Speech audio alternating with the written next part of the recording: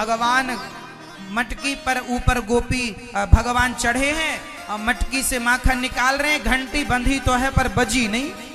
जब सबरे खा गए ब्रजवासी, जब सबने खा लिया, अब भगवान को लगा थोड़ा मैं भी चखूं, और ज्यों भगवान खाने लगे तो घंटी टन टन टन टन टन टन टन टन करके बजने लगी। भगवान बोले घंटी मना किया था, क्यों बज गई? घंटी बोली सरकार ये जगत के लोग जब खाते हैं तब मेरा बजना जरूरी नहीं होता, पर जगन्नाथ भोग लगाए और मैं ना बजू ये कैसे होगा? आप भोग लगाए और मैं ना बजू। अब गोपी आई, और गोपी आई तो सारे ग्वालवाल नीचे से खिसक गए। अब कन्हैया मटकी पे लटके रह गए। अब कन्हैया मटकी पे लटके हो, नीचे से सारे ग्वालवाल भाग गए। अब गोपी बोली आज चोरों का सरदार पकड़ा गया, आज कन्हैया पकड़ा गया, उतारा नीचे, चल तेरी मैया से शिकायत करे। कन्हैया बोले सखी क्षमा कर दो, माफ कर दो, अब हम चोरी नहीं करेंगे। सखी बोली नहीं, तेरी मैया ने कहा था ना तो कुरंगे हाथ पकड़ेंगे। एक सखी बोली अच्छा छोड़ देते हैं। हाँ कन्हैया बोले छोड़ दो। बोले ऐसे नहीं छोड़ेंगे, एक शर्त है, हमें तुम नाच करके दिखाओ पहले। अब जगत को नचाने वाला परब्रह्म गोपियों के कहने से नाच रहे। जगत को ताही अहीर की छोहरियां छछियां भरी छाछ पे नाच नचावे। जो जगत को नचाता है, गोपियां कौन है? भक्त हैं। और भगवान को कौन नचा सकता है? भक्त ही नचा सकता है। गोपियां परम भक्त हैं, इसलिए भगवान को वो नचा रही। भगवान तो पराधीन है। भगवान स्वतंत्र हैं या पराधीन है? परतंत्र हैं। नारद जी तो कहते हैं परम स्वतंत्र ना सिर पर कोई। आप स्वतंत्र हैं, आपके सिर पर कोई नहीं है, पर ना भगवान कहते ना अहम भक्त पराधीन यस्वतंत्री वध्वजा, मैं भक्तों के अधीन हूं। भगवान किसके अधीन है? जोर से। अच्छा ये बताओ भगवान खाते कैसे हैं? मैया बताएं, आप बताओ भगवान कैसे खाते हैं? भगवान का पेट कैसे भरता है? मैया बताओ कैसे भरता? आपको भगवान का पेट भरना हो तो कैसे भरेंगे आप? बता दो मेरी माँ। मैया ओ मेरी माँ आप बताओ भगवान को पेट कैसे भरता है मेरी माँ?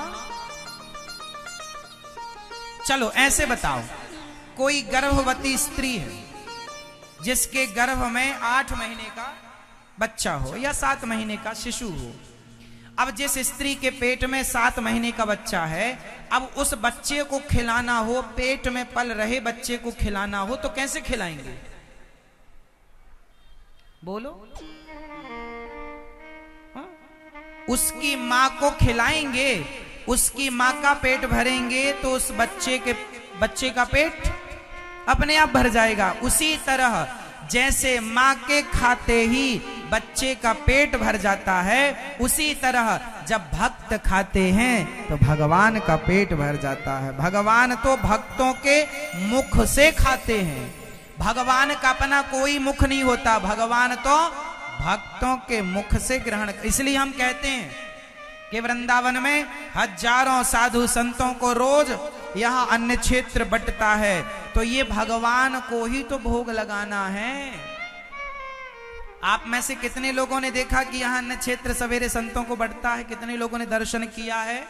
मैया ने तो बांटा भी है, हमारी मैया ने। कितने लोगों ने देखा अपनी आंखों से?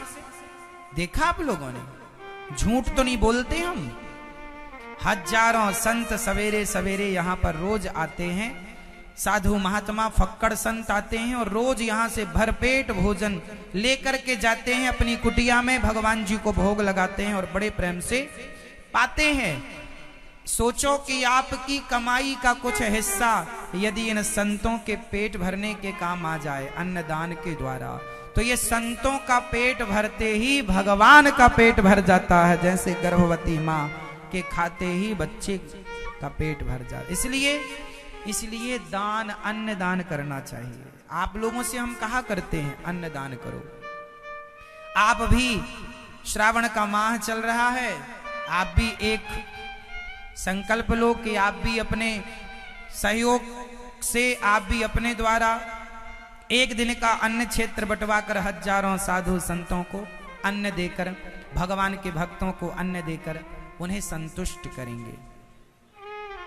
साथ ही यहाँ रसोई चलती है, गौरी गोपाल भगवान जी की रसोई।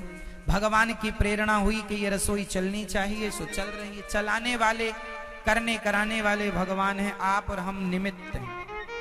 तो आप भी एक दिन का प्रसाद अपनी ओर से बंटवा कर, वृंदावन में आने वाले लोग भक्त होते हैं या नहीं? अरे जो भक्त नहीं होगा वो आएगा क्यों? सिंपल, वृंदावन आने वाला भक्त होता है, यदि भक्त नहीं होगा तो क्यों आएगा? भक्त है तभी तो आया।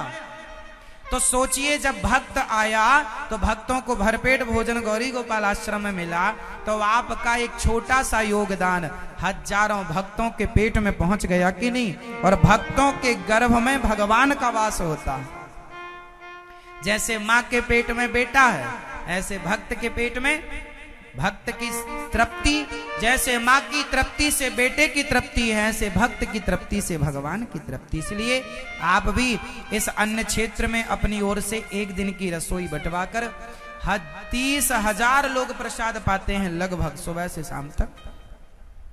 कभी 40,000 लोग, कभी 50,000 लोग, कभी 25,000 लोग। ज्यादा लोग रहेंगे तो जितने, मतलब ये बात नहीं है कि कितने हजार लोग प्रसाद पाते हैं, बात ये है कि कितने भी हजार आ जाएं, सबको यहां प्रसाद मिलता है।